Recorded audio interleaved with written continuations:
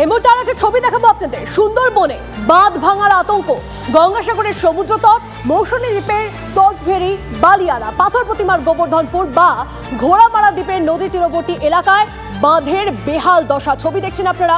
শুভেন্দু আমাদের প্রতিনিধি আমাদের সঙ্গে রয়েছেন গ্রাউন্ড জিরো থেকে। শুভেন্দু, এই বাঁধের বেহাল দশার ছবি আমরা দেখছি, কিন্তু বেহাল দশার হাল ফেরাতে কোনো ব্যবস্থা? দেখো, তোমাকে জানিয়ে রাখবো, এই মুহূর্তে আমি রয়েছি সুন্দরবনের একেবারে বিচ্ছিন্ন দ্বীপ মৌসুমী দ্বীপে। আমি ক্যামেরা পার্সন সৌভিককে বলবো দেখানোর জন্য যে একেবারেই কিন্তু বিহাল বাঁধ। এটা বঙ্গোপসাগর, এই সুন্দরবনের এই বিচ্ছিন্ন দ্বীপের যে মাটিতে কিন্তু আছড়ে পড়ছে একের পর এক ঢেউ। তুমি জানো যে ঘূর্ণাবর্তের জন্য হালকা থেকে ভারী বৃষ্টি চলছে সুন্দরবনের উপকূলে, পাশাপাশি আজকে থেকে অমাবস্যার ভরা কোটাল, ফলে সমুদ্রের জলস্তর বেড়েছে।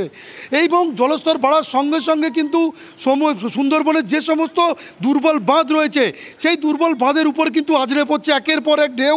ফলে বাসিন্দারা আবারও আতঙ্কে কাটা, কারণ যে কোনো সময় এই বিহাল বাঁধ ভেঙে আবারও প্লাবনের আশঙ্কা করছেন সুন্দরবনের বাসিন্দারা।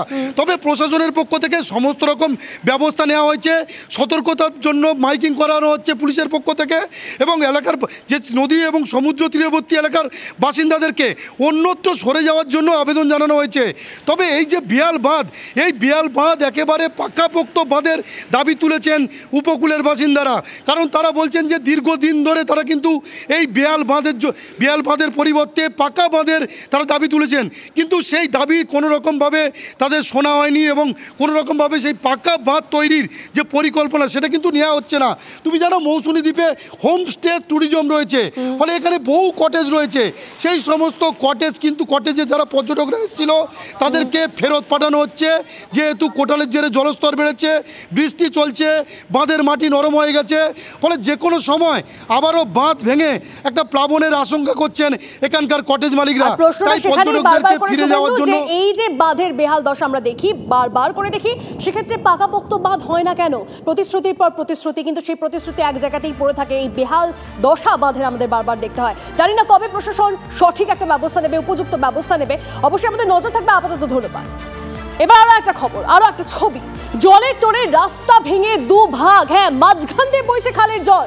ছবিটা বাঁকুড়া সোনামুখী ব্লকের রাধামোহনপুর নিত্যানন্দপুরের। নাগারে বৃষ্টিতে জল বেড়েছে খালে, জলের তোড়েই ধুয়ে মুছে সাফ পাকা সড়ক।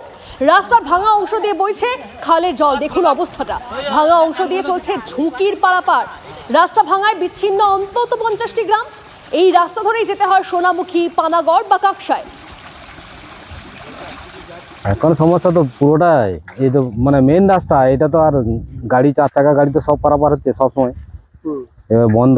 মানে এরপরে সামনের দিকে জল আছে, ওই জলে টেনে নিয়ে চলে যাবো তো, আর টানে জলের স্রোতটা চাপ বিরাট। তো এইদিকে আমাদের তো সবজিটাই বেশি যায়, ওই দুর্গাপুর, পানাগড় এইদিকে বেশি পেরোপেরি করি।